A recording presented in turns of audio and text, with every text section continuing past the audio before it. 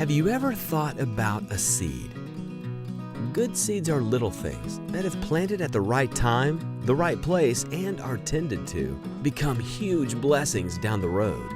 Whatever seeds you're sowing today, seeds for your future, for your family, for your faith, or for actual food, you're at the right place. Welcome to the Sowing Seed Podcast. Now from the Farms Podcast Studio, here's your host, Matt Miller. A family-centered house versus a child-centered house. I may step on a few toes with this, and if I do, I apologize in advance. We all have our own opinion on things, but one of the things that we decided early on as we started having kids was that Amy and I have a life to live too, and that we should have just as much right to do some of the things that we want to do or like to do, as well as to have the time that we need to provide for our family since we've been entrepreneurs for years. So one of the decisions we made as our kids got to the age where they had hundreds of activities that they could be a part of or involved in at any one time is we let them know from the very beginning that they were going to need to pick one activity at a time, and that is all. We weren't going to hyper schedule them from soccer to voice lessons to piano lessons to this to that. We weren't going to do that. Number one, we wanted to give them time to be kids, but number two, we didn't want to have to be a shuttle service literally every waking hour of every day. So we found the thing that they were excited about at the time. We found a way for them to get involved, and we put all of our attention there.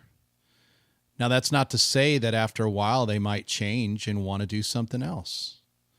You know, our kids have been involved in soccer, they've been involved in chess club, they've been involved in volleyball, they've been involved in basketball, they've been involved in dance, any number of things along those lines. But they aren't involved in all of them at once because mom and dad deserve to have a life too.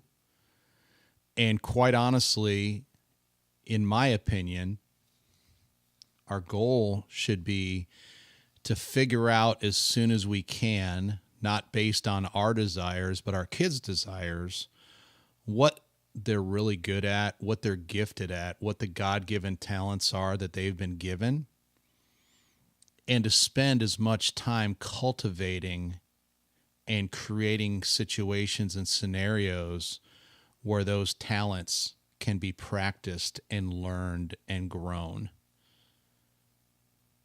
There's things I know, no matter how hard I try, I will never be very good at. But there's some things that I am an absolute all-star at. And it's the same with each of us.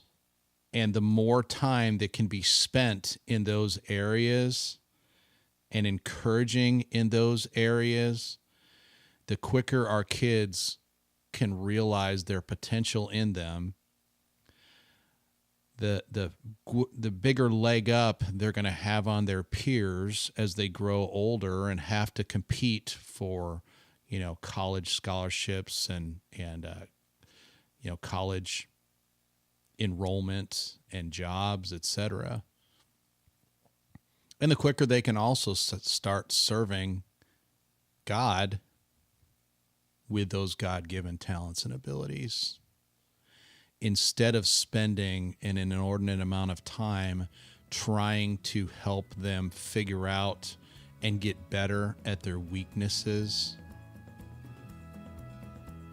Let's help them focus on their strengths, because the ROI will be much, much higher for them as they get older in the strengths department than in the weaknesses department.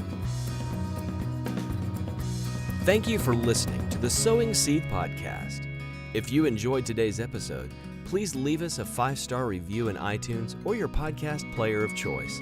So until next time, go plant the seed you need to succeed.